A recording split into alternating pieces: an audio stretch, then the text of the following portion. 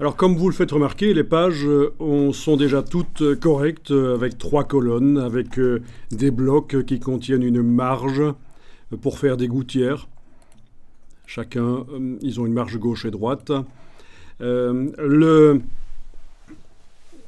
Le style de paragraphe, quel est-il? Si on clique n'importe où avec l'outil texte dans le texte et qu'on va voir dans texte style de paragraphe, c'est le bon style normalement. C'est celui qu'on avait mis au point dans le gabarit.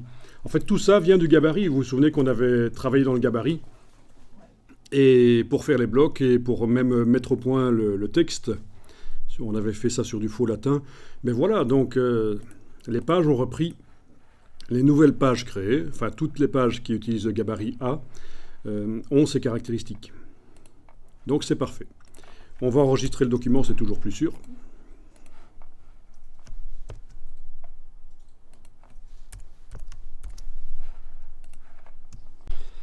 Et donc je vous parlais de ce problème, c'est un problème, les gens qui ne savent pas faire de la mise en page, quand ils veulent faire un espace entre les paragraphes, ils mettent un paragraphe vide. C'est évidemment totalement foireux. Et ça s'ajoute à l'espace qu'on a réellement mis après le paragraphe avec les paramètres de InDesign. Si je double-clique dans la palette des styles de paragraphe, je double-clique sur corps du texte, je vais dans retrait et espacement. Donc j'ai double-cliqué sur le style qui s'appelle corps du texte, je vais dans retrait et espacement. Vous n'êtes pas obligé de le faire, je vous montre simplement ici. Je vous rappelle que nous avons ici réglé l'espace après paragraphe. Donc c'est comme ça qu'on fait la gestion des espaces entre les paragraphes. Après chaque paragraphe, on a mis un espace, dans mon cas c'était 16 points, je pense, oui, 16 points, 5, et des millimètres. Donc, il va falloir nettoyer ici tout le texte qui est mal mis en page. Évidemment, on va faire ça avec du rechercher-remplacer. Donc, je vous explique ça parce que c'est vraiment super important. Ça va vous arriver tout le temps, ce genre de choses. Devoir retravailler un peu le texte. Vous allez supprimer les paragraphes vides. Et pour supprimer les paragraphes vides, on va utiliser une petite astuce. Vous allez d'abord dans Édition, Rechercher, Remplacer.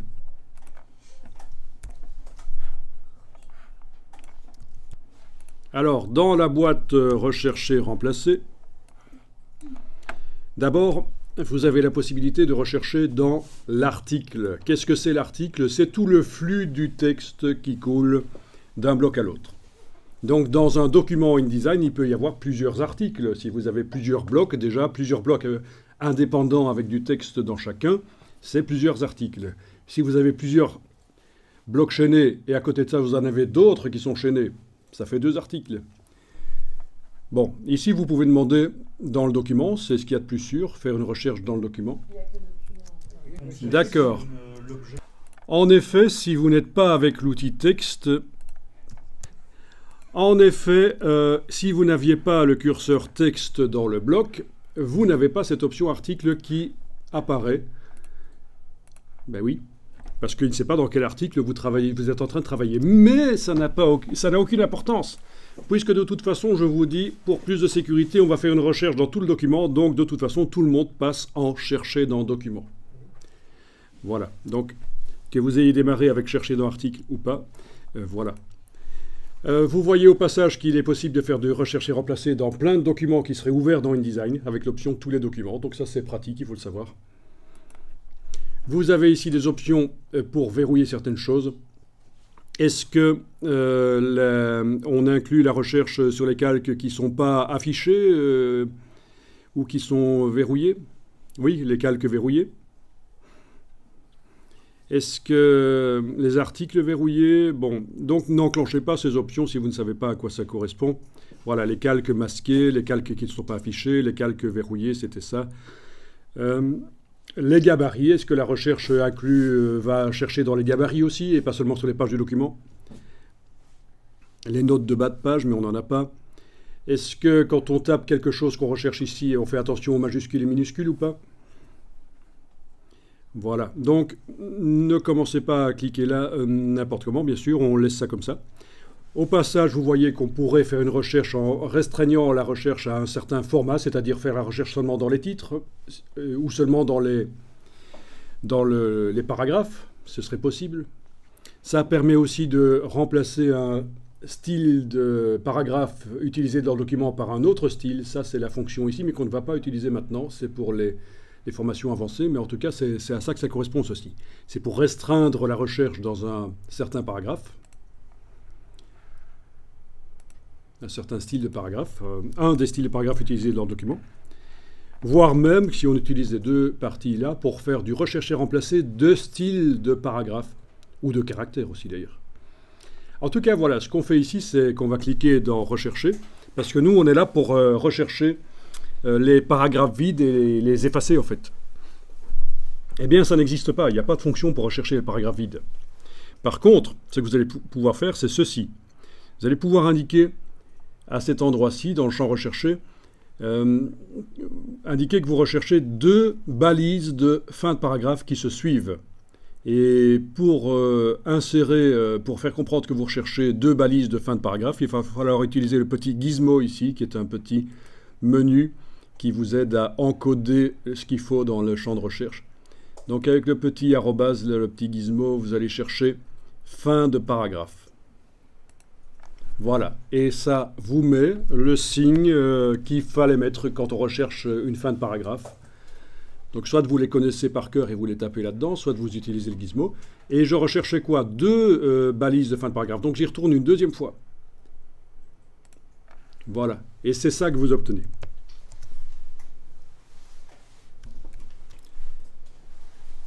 Et on va remplacer ça par quoi? Ah, au fait, pourquoi est-ce qu'on recherche deux balises de fin de paragraphe? Mais regardez dans le texte derrière. Vous avez deux balises qui se suivent avec rien entre elles, puisque le paragraphe, le deuxième, là, est vide. On est d'accord, c'est deux balises qui se suivent. On va les remplacer par une seule. Et ce sera une manière de supprimer les paragraphes vides, en fait. Ben oui. Donc c'est une petite astuce. Il faut ruser. Et c'est des petites astuces comme ça, vous en avez plein. On en parle sur Internet pour des fonctions qui n'existent pas, mais malgré tout, arriver à le faire. Ici, dans Remplacer par, vous allez choisir Remplacer par fin de paragraphe. Ah ben oui, parce que si vous laissez ça vide, vous allez vous retrouver avec un document qui n'a qu'un seul paragraphe, un document de 16 pages ou plus, avec un seul paragraphe. Non, il faut remplacer par une balise de fin de paragraphe. Eh bien, vous pouvez cliquer sur Tout remplacer. Il en a trouvé 98 chez moi. OK. Je clique sur Terminer. Et je vérifie derrière. Ben, en effet, tous les paragraphes vides ont disparu. Tout est logique. C'est comme ça qu'il faut faire. J'enregistre le document sous un autre nom.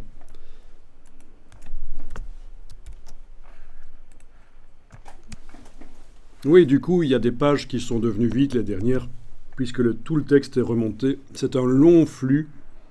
Le texte est un long flux. Alors, le texte à flux comme ça, les pages chaînées entre elles, ben c'est bien quand on fait des brochures avec quelques...